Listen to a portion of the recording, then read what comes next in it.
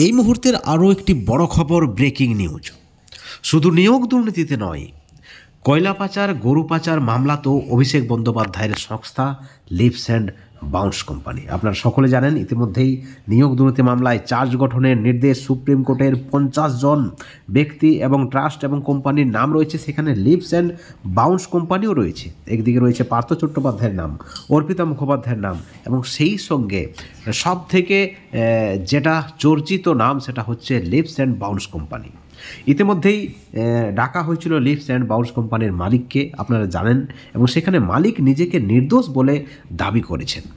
এবং অভিষেক বন্দ্যোপাধ্যায়ের এই কোম্পানি বর্তমানে যে মিনারেল ওয়াটার তৈরি করে সেটা কিন্তু অভিষেক বন্দ্যোপাধ্যায় নিজেই জানিয়েছেন।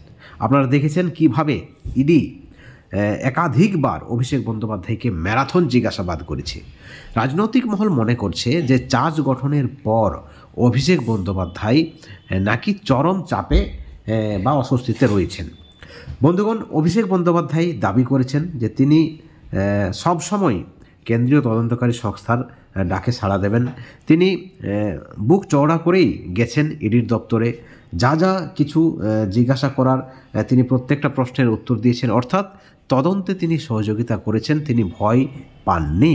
ভবিষ্যতেও যদি ডাকে তাহলেও কিন্তু ইডির দপ্তরে যাবেন অভিষেক বন্দ্যোপাধ্যায়। এবং সেই সঙ্গে তিনি আরও বলেছেন যে এর আগে শুধুমাত্র নিয়োগ দুর্নীতিতে নয়, এর আগে কয়লা পাচার, গরু পাচার মামলাতেও লিভস অ্যান্ড বাউন্স কোম্পানির নাম জড়ানো হয়েছিল, কিন্তু কোনো ধরনের কোনো প্রমাণ বা তথ্য পায়নি কেন্দ্রীয় গোয়েন্দা সংস্থা।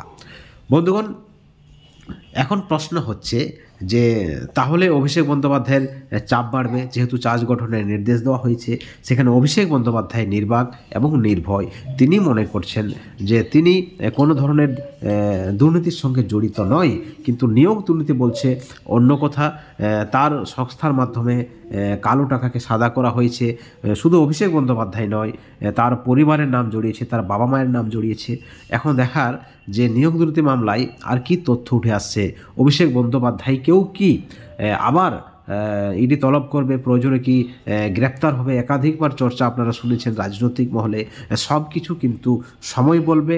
এবং সূত্র মারফত যে খবর রয়েছে এবং তৃণমূলের পক্ষ থেকেও যে অভিযোগ করা হচ্ছে যে 2026 বিধানসভা নির্বাচন রয়েছে এবং বিধানসভা নির্বাচনের আগে আবার কেন্দ্র সরকার ইডি সিবিআইকে লেলিয়ে দেবে এবং তৃণমূলের হেভিওর যে সকল নেতৃত্ব রয়েছেন তাদেরকে গ্রেপ্তার করার একটা চক্রান্ত করবে, এই ধরনের একটা আকারে ইঙ্গিতে কিন্তু অভিযোগ রয়েছে তৃণমূলেরও।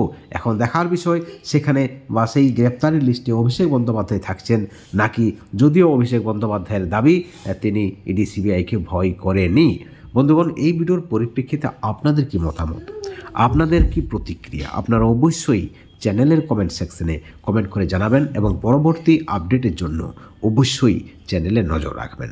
ভালো থাকবেন, সুস্থ থাকবেন, কিন্তু কোনো ধরনের দুর্নীতি থেকে দূরে থাকবেন। Thank you so much.